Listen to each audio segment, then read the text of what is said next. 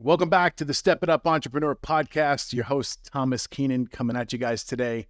I've got an amazing guest, Mr. Dave Molenda. And Dave and I got connected, I guess it was a couple weeks ago. I had the honor, sir, of being a guest on your podcast, and we had a fantastic conversation. And by the time we were done with it, I was like, hey, man, why don't you come on my show so we can kind of do this podcast swap thing? Because I think there's some synergy, there's some value that's going to be provided, between yourself and myself. And overall, you just seem like a really cool, accomplished guy. So I figured, hey, what do we got to lose here? So, sir, welcome to the show. And I am really excited to get into this conversation with you and share some of your stuff to my people. Yeah, for sure. Thanks for the invite. Honored. I loved what you were talking about, the self-sabotage of your business on my show. We're releasing that here in December. So we're expecting a lot of things, but I tell you what, it's fun to hang out with people that have gone through it and live to tell about it, right? Yeah, for sure. It's like war stories almost, but in the business sense of the equation, Absolutely. which is cool. Yep. Yeah. Let's just drop some of the facts right now. You're a #1 Amazon best-selling author. You are a keynote speaker. You do a lot of public speaking. You are helping individuals at a very high level on the business side of things. And you've got your hands full there. You're busy. You're moving and grooving. But a lot of people, in my opinion, see what guys like yourself and myself do. And they're like, oh, Yep. That's awesome. That's sexy. That's the cool side of business. I want to get there. And over the last couple of years, I've seen a lot of people skip steps. And maybe they start a business, maybe they have a little bit of success over here, or maybe they just get burnt out and say, F it. Yep. And they try to come over into this coaching, consulting, speaking, author space, and they fail miserably. What's your take on that? And then after I get your take on that, I want to kind of hear the backstory of what got you to where you are today. Yeah, for sure. That's a great question, Thomas. I mean, it's kind of like, I think that great salespeople don't necessarily make great sales managers. Uh-huh. We've seen that all around the world, and I don't think that great entrepreneurs necessarily make a great coach. I think about like Michael Jordan never really coached, but the guy rocked it on the floor. Phil Jackson never was known. Maybe he did play. I don't even know, but he was known as a coach, right? So yeah. I think they each have a different set of skills. And so making an assumption that because I'm good at basketballs, I'm going to be a great coach is probably what we see a lot of in this work here is people think, hey, I read a lot of books about this, and that's the other thing that's funny is thinking about, a brain surgeon, maybe that's never done the operation, but read 1,000 books about it versus a guy that's done 1,000 operations and never wrote a book or never read a book. Which would you rather have operate on your brain? Mm-hmm. So I always want to make sure that you have the experience, like we said before. We know what we've done it and we are living to tell about it. So, back in the day for me, in the early 90s, my first company I started was 0 employees. It was me. There was $0 coming in. There were no sales. And then when I sold it in 2012, we had 22 people on our team and we were humming along at 10 million annual sales. So I know what that looks like. So when somebody says, can you do that for me? It's the concept is there, whether they're coachable and they're open to some of those terms, that's yet to be seen. But in 2012, I was able to sell that and start my coaching practice just because I fell in love with the coaching side of being a business owner. And I just wanted to do that full time. So I've been doing that since 2012. And again, like you said, wrote a book, have a podcast, doing all the fun stuff, and just it's so fulfilling. We were just on a cruise over Thanksgiving, and I went into the library, and my book's in the library, and I'm just like, wow, that's pretty cool, to see that. So you just never know who you're going to touch. So it's just like today, we have no clue who's listening, who needs this word, but somebody needs this, what we have.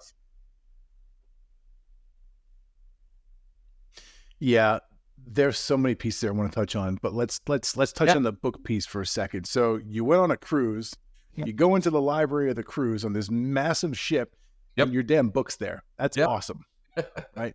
Got to be a really cool feeling inside. It is.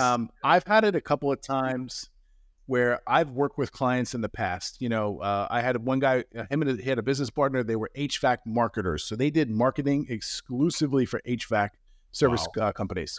Sure. Yeah, they were killing it, doing a great job. And one of those guys just sold his 50% to the other guy, like literally last week. So Sure. they're both just doing awesome, which is really cool. Yep. But I was having a conversation with them, and it was after our coaching arrangement had ended. Right? Okay. And this is one of the things I think is really cool about coaching if you do it the right way. At some point in time, your client is no longer going to need you. And that's the hope. Like, I hope to get my clients to a point where they excel beyond my abilities and they have to go find the next person who can help them. Sure. Right. So this happens, but we still have a great relationship. We still check on each other every so often, have phone calls, Zooms, text messages, whatever. And these guys hit me up and they said, "Hey, we changed our client onboarding process." Okay. Okay, well, tell me about it. Well, we went through some things and we realized that the clients, and my book talks a lot about the importance of core values in an organization. Okay. Yeah. We had a lot of clients who were coming in who didn't have established core values. And we realized very quickly that those were some of the most difficult clients that we were working with. So now, Sure. the way that we decided to mitigate this is we're going to help educate our clients during the onboarding process. And one of the requirements is they have to read your book. Like, get out of here. Like, you guys are servicing hundreds of HVAC companies a year. So, this is just one of those things where you impact one or two people with the book. They like it. They get a ton from it. And they say, you know what? Let me go drop this out to my ecosystem as well. And all of a sudden, this thing starts to snowball. Yep. And I don't know how it is for you, but there's not a week that goes by that I don't get a message from some random person who's like, "Hey, man, read your book. It was awesome. I learned a ton from it." And that right there feels so good inside. It's not even funny. Yeah, absolutely. I had a guy that would buy boxes at a time of books, and I'm like, "What are you doing with these? Like, you using them for firewood, or what the heck are you doing?" And he said that he gives them out. He was a banker, and he gives them out to prospects. And it's just as a gift. And it was like, oh my gosh, I'm so honored that you chose my book. So it's just if people are listening and they haven't jumped in. It's really, you have to get outside your comfort zone.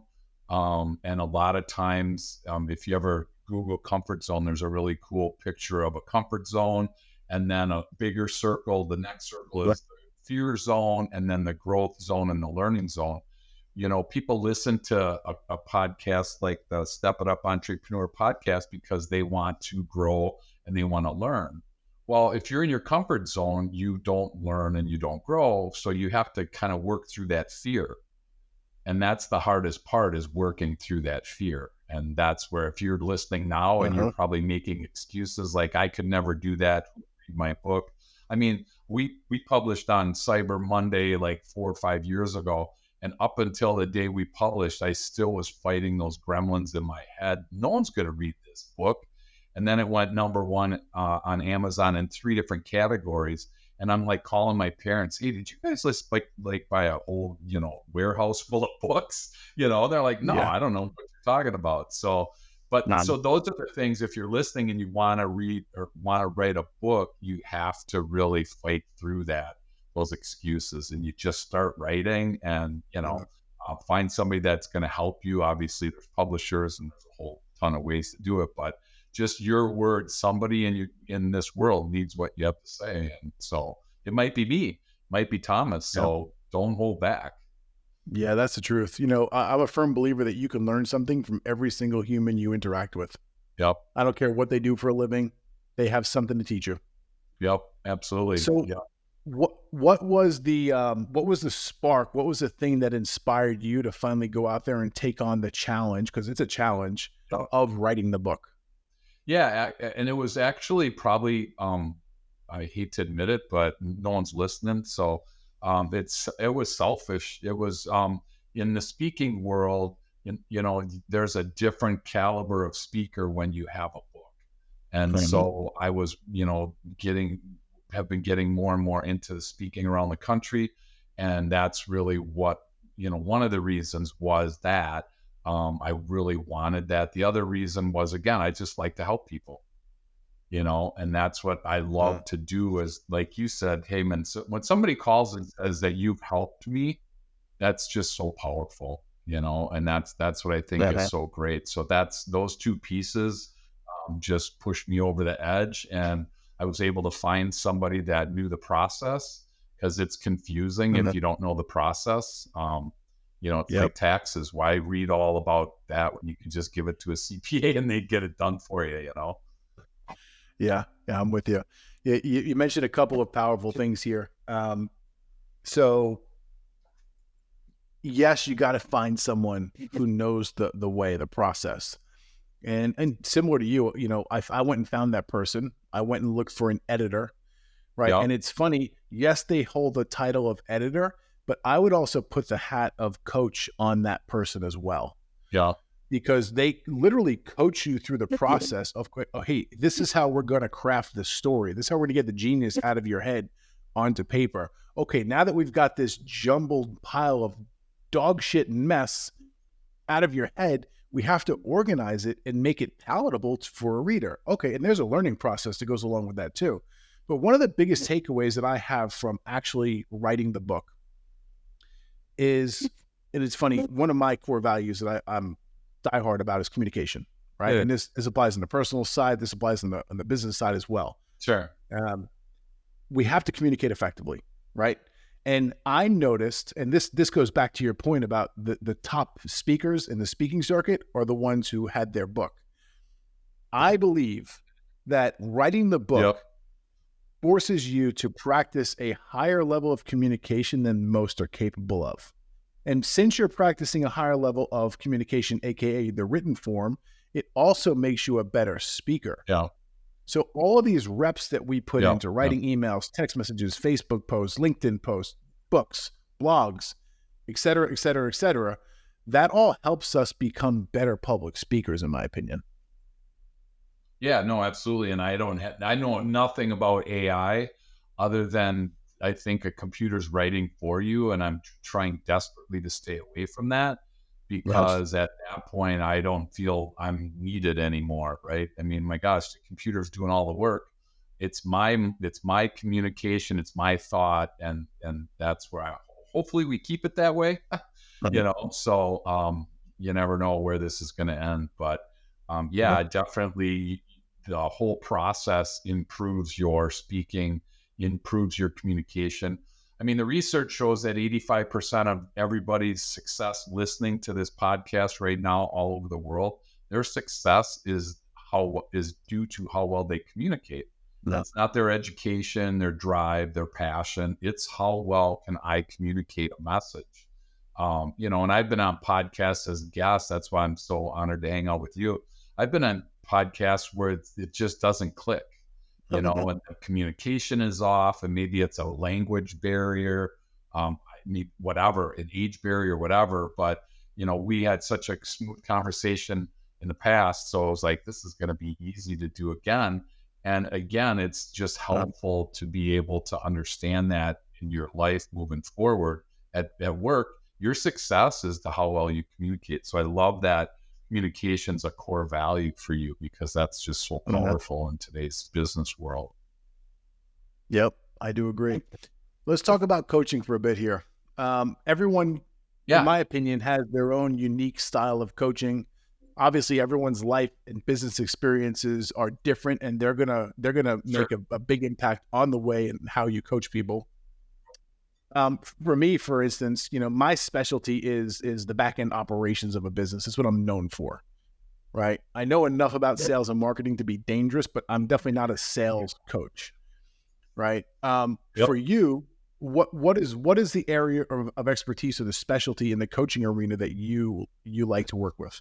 Yeah, so my book is called Growing on Purpose, and it's actually the formula to strengthen your team and improve your customers' experience. So I like to focus on the team.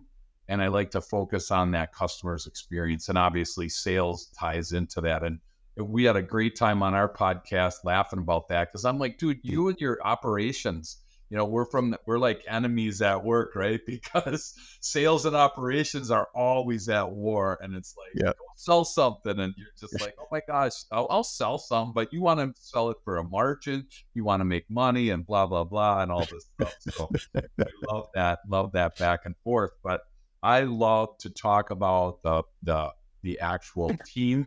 That's, I think there's three parts to a business. There's the product or service that you provide, and then there's the team that provides it, and then there's the customer that buys it, just in simple terms. So, we spend so much money as companies focusing on product training and R&D and all that. And it's not good or bad. It's just, I wish that they would spend that much money on the reverse, on the voice of the customer, improving the team, strengthening the team.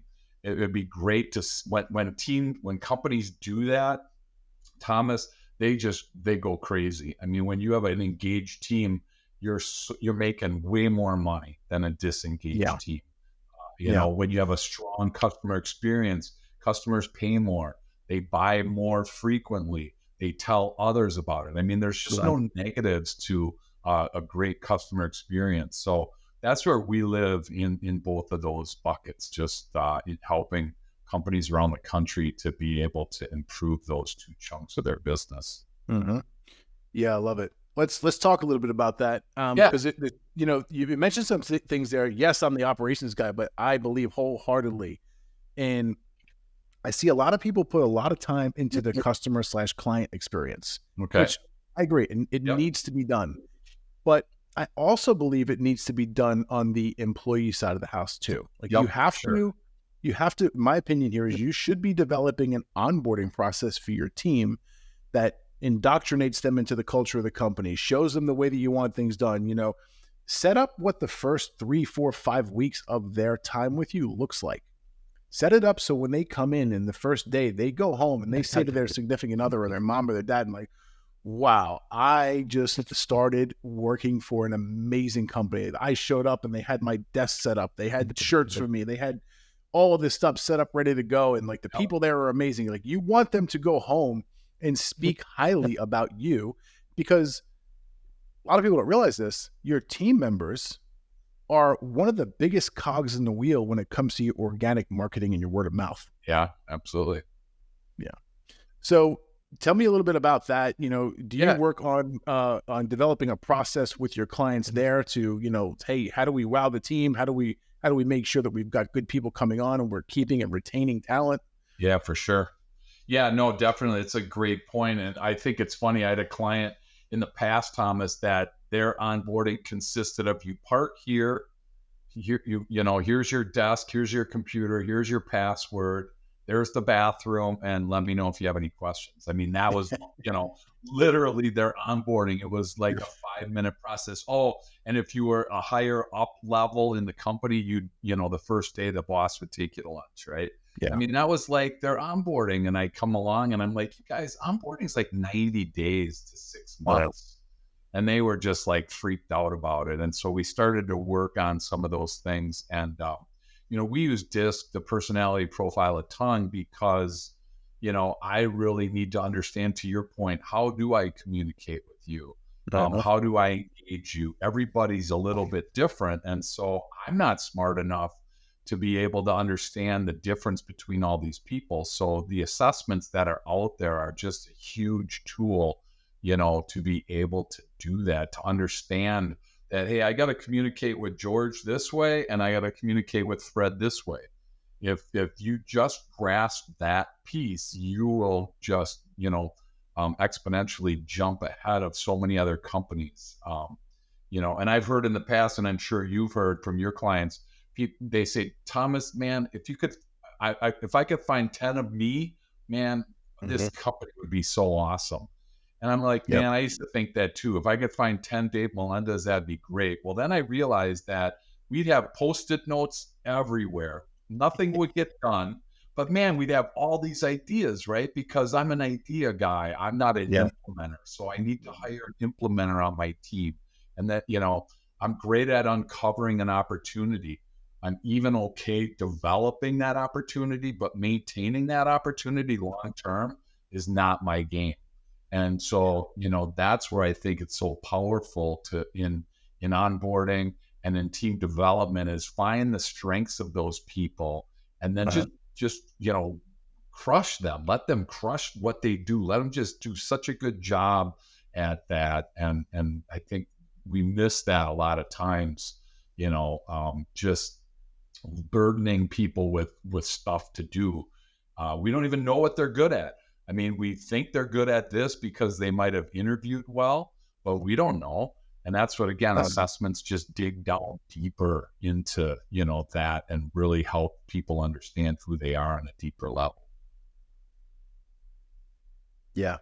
Yeah, we're big on them as well. We're a partner with WiseHire, which is a hiring platform, and inside of Okay. WiseHire, part of their claim to fame is they have a disc assessment that comes along with your software bill. So Perfect. you Yep. pay, I don't know, it's 200 and something bucks a month, and it gives you a fantastic actual hiring platform. It's almost like it looks like a sales process. It's a Kanban style board, drag and drop, different stages within the hiring process.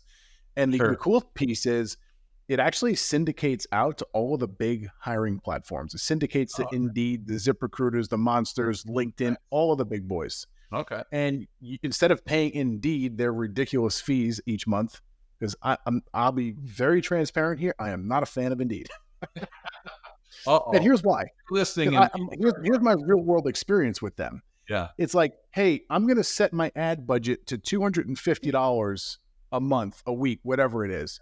And they'll come in within $1 every time and boom. And every time that I've done it, I've gotten trash leads because all hiring, in my opinion, is another form of marketing, Sure. right? So you got these trash leads, AKA applicants coming over.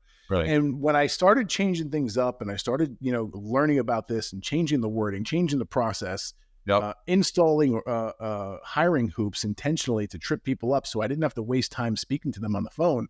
Right. It's like, oh, wow, I've built this Frankenstein system that you got to be a whiz because we're using multiple different software platforms to make this thing happen, right? This one talking to this one through Zapier, this one doing that. It was, you had to be a nerd. I'd be a Sure. full-blown nerd to run it. So I'm like, how do I take this and teach it to my clients and also expect them to operate this very advanced system Yeah. without me? Yeah. And Well, I we was having look at it. trouble doing it. And then, Absolutely. We look at it yeah. different in the sense of if the job could talk, what would it say it needed? Not necessarily it can type X number of words a minute, or it knows how to build a spreadsheet, but look a little bit deeper. It needs somebody that's good, a good communicator, like you said, or it needs somebody that's able to collaborate well, able to coach well. I mean, you look at the job and is it spending a lot of time by itself? Or am I part of a group, a real diverse group? Just some of those things that are in a personality of a person, rather than thinking about just purely the logistics side of, the skill side. We're looking at the soft skill side to really make sure it's a fit for the company because, I mean, think of sports, some of these guys, they are just not a fit on their team. They're great at individual, but they're just not gelling well with the team. And when a guy doesn't travel with the team somewhere, not because of injury, but because things aren't going well. I mean, translate that over into your business. If one of your 2 or 10 of your people are driving in every day and they're resisting you as a company, they're trying not to get things done. They use the "it's not my job" type of vernacular on a consistent basis. Just doesn't build a company long term well. So we've been focusing a lot more on the soft skill side of the hiring process lately. Mm. Yeah, that's important. And I think you made some very valid points there and stuff that I'll definitely consider bring back to the table, and I like the way that you phrased it too. It's like, if the job could speak, what would it tell us? I think that's a really Yep. powerful way of framing the question.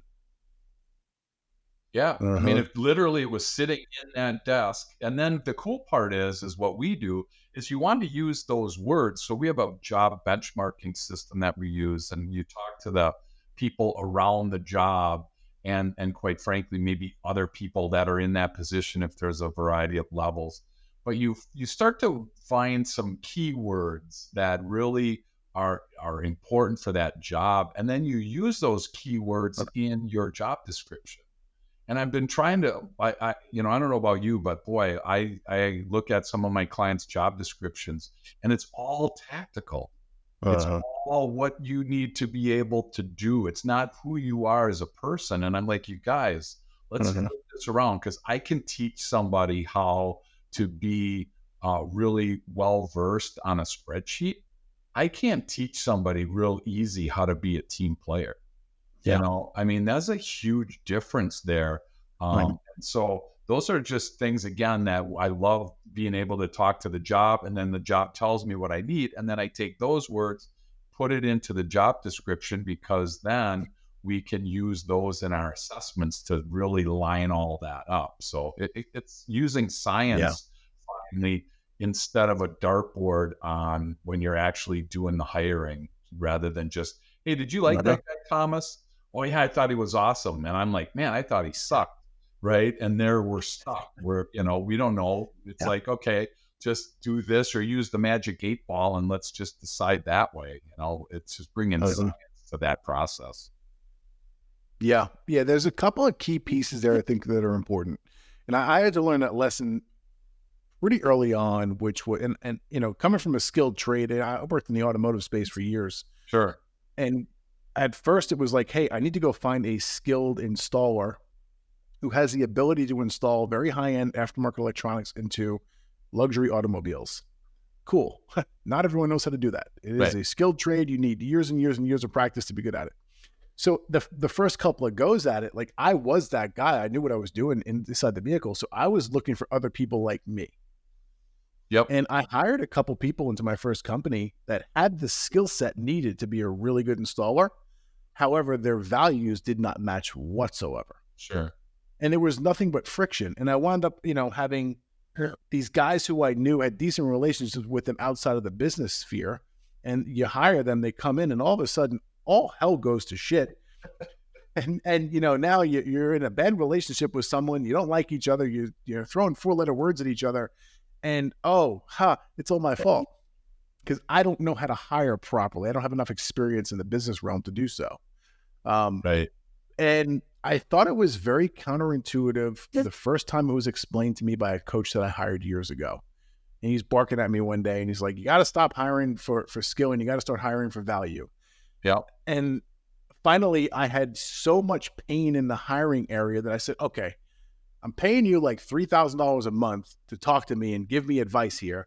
Yep. And for some dumb reason, I have opted to go against everything that you have told me. So you know what? Let's change things up here a minute because I'm really tired of shoveling shit against the tide. Yep. Let's see what we can do here to change things up. And when I finally listened to the guy, Yep.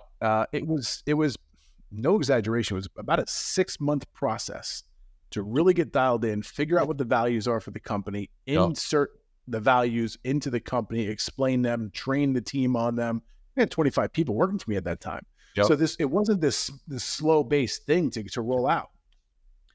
We wound up having some attrition in the company when we rolled the values out because now you have to hold people accountable to the values, Yep. right, which a lot of people don't expect. Okay, cool. We're gonna do these core values thing. All right, Yep. awesome. You roll them out, you hold people accountable to it, and sometimes you have to hold your highest level team members the most accountable to them because they think they get a free pass. Yep. And that's like the one hidden piece with holding people to the values is you're going to have attrition. I had a woman, I'll give you a quick story here real quick. I had a woman that hired me, very successful woman, owns a dog training / boarding grooming company in Utah. She's got 50 something employees, been in business for years. She's very well known in the industry. She saw me speak at an event that she was attending, and she reached out to me afterwards. She said, I want to hire you, but I want to hire you for one very specific reason only. Okay, let's talk about it. She goes, I want you to help me and my executive team develop the company core values. I'm game. I've done this more times than I can count. Let's roll. So start working with her. We Yeah. get things done pretty quickly. And I said to her about halfway through our agreement, I was like, look, we've established the core values and we've actually implemented them. We've rolled them out to the team at this point. And I gave her the warning. I was like, you're going to lose a handful of people from your team. I'm just letting you know right now, it's going to happen and it's part of the process. It's okay. Yep. And wouldn't you know, about a week later, I get a text message from her and she goes, just lost one. I was like, okay, tell me about it. She goes, it's my right-hand person who's been with me for 13 years, who holds the title of COO within this company. Yeah. Ouch. And I was like, ouch. I didn't expect that either, because this is the woman who actually helped us in the executive meetings develop these core values. Yep. But she thought she had a free pass because of her position and her tenure in the company. Yep. Wow. Well, and that's the thing, right? I mean, everybody wants that free pass, Thomas. I mean, man, don't build that prison next to my house. No one wants that. So, how did she handle it? It was a bumpy patch for a couple of weeks because you had someone who held a very high level of responsibility in the company, who is now gone. But one thing happened, and this didn't surprise me because I've lived this several times myself. Oftentimes we get complacent with our team members who are around us, right? Especially the high level ones. Yeah. And we're like, oh, that's such a good person. They do so much for me. They're crushing it. They're knocking out these 5 or 6 things are their main tasks. And like, I don't even have to go check on them because I know they're doing the right thing. And a situation pops up like this core values where that person decides to leave, or a situation pops up where you're like, maybe this is the time that I need to let this person go. And then you say to yourself, but they do all of these things for us. Like, what are we going to do if I lose this person? And this is all like self-talk that's going on here. And it usually happens for a couple of weeks. Right.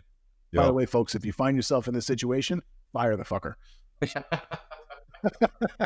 So this woman leaves. Yeah. This woman leaves, and just as we expected, she had not been upholding her end of the agreement and doing her tasks for quite a while. She had actually delegated several of those things out to other people on the team. And it was almost to the point where she just wasn't needed.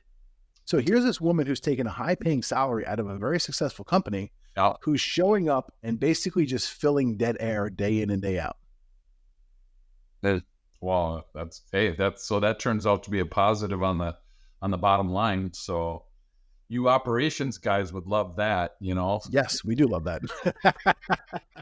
Hey, we just saved some money. Yeah, exactly. But I think you hit on something interesting, Thomas. I'm going to circle back to, because there is that mentality, like you said, of, hey, they're doing fine, I don't need to check on them. And I feel like that's a really dangerous spot as well, because just because somebody's doing well in your organization doesn't mean they don't need positive words of encouragement. They need that, all that. I mean, again, what motivates them? Find out from them, find out from an assessment what motivates them, and then really invest time with them. I see a lot of people that go, he's fine. We don't need to worry about him. And then all of a sudden he's like, no one cares about me. I'm not connected to anybody. They don't care if I'm here or not. They're taking advantage of me. And all of a sudden that engagement starts to go down. So I think you tapped on something really important there for people listening. If you do have high,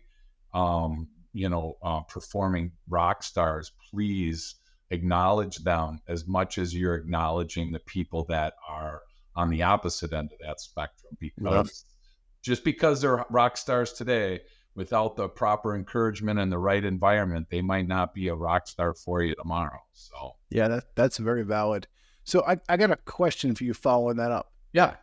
In your opinion, your experience, what's the best methodology or system or way to do it where we can have regular interval scheduled one-to-ones with the high-level people in our company to ensure that they're doing what they say they're going to do, but also kind of mapping out and helping them as a human being. Because Sure. my theory on it is if I help the person as a human being get what they want, that it's going to unlock the law of reciprocity, and they're going to go above and beyond for me anytime that I ask them to. What's the best Yeah, methodology that absolutely. you've No, I totally seen or agree. I you've mean, experienced to make that work? I think that you got to have scheduled one-on-one meetings with these individuals, and they have to be about them. I mean, we have to make. I don't know Sure. about you, but I remember when I was young in my career, and the boss was in the back corner, and when somebody went into the boss's office and closed the door, there was like instant chatter, like, "Wow, what's going on?" Wow. Right? Are they getting fired? Are they in trouble? Or somebody walked in that nobody ever met before. It's like, oh my gosh, are we being bought? There's always like this chatter, right? And I feel like the more people want to be in the know. And not that we need to know people's salaries and all that kind of stuff, but they want to understand the direction of the company. They want to understand their part in this. And I feel like that's so missed that, again, no news is good news. And I tried this with my wife. It was a total joke, but I said, honey, on the day that we got married, I said, I loved you. And I said, if something changes, I'll let you know. Uh-huh. Right? It doesn't work that way. We say we love our husbands, our wives, our kids. We frequently share those words with people, hopefully. Why do we not do that at the office? Why do we not engage with people? And I just feel like, that one-on-one, like you talked about, Thomas, is so helpful. And make it about them, make it about how we can help their career. Like you said, it comes back to the company automatically. The more appreciated, the more involved, the more engaged this person feels, the more that they're going to bring to everybody, to their company, to their customer. We haven't even talked about the customer, because if that guy's not engaged or that girl is not engaged, they're not engaging the customer. They don't really care. They're just there to collect a check. And that's a kiss of death to most companies when you have a large group of people that are there just to collect a paycheck. That's just that company you watch. That's Kmart, that's Radio Shack, JCPenney, all those companies that are just on their way down or out already. That's to me the kiss of death. Mm-hmm. Yeah, I agree. I agree wholeheartedly with that. So look, there's a lot of stuff here, a lot of cool takeaways, a lot of great information and experience being shared here between both of us, and especially yourself here, which I think is just awesome. And I want to say thank you for coming in and just showing up as your authentic self. Absolutely. Sure. Absolutely. Yeah. Always honored to hang out with my bro. You know what? Hey, a guy that says Tomas or Thomas and he doesn't care. It's set, I was like, oh my gosh, this is perfect. He doesn't know what I call him. Just don't call him late for lunch, man. Yeah. That's cool. Yeah. You're really trying to take me over, feed me. Absolutely. Right. Hey, hang out with me. Let's go. Let's eat. Right. Yeah. I love it. Yeah. Thank you so much. Love the Step It Up Entrepreneur podcast, and love all the people that you're touching and all the things that you're doing. Great role model for anybody listening that wants to build a business. Usually we have somebody in mind. We've got something. So, Thomas Keenan's a great example of how to build a business. So thank you for doing that for everybody.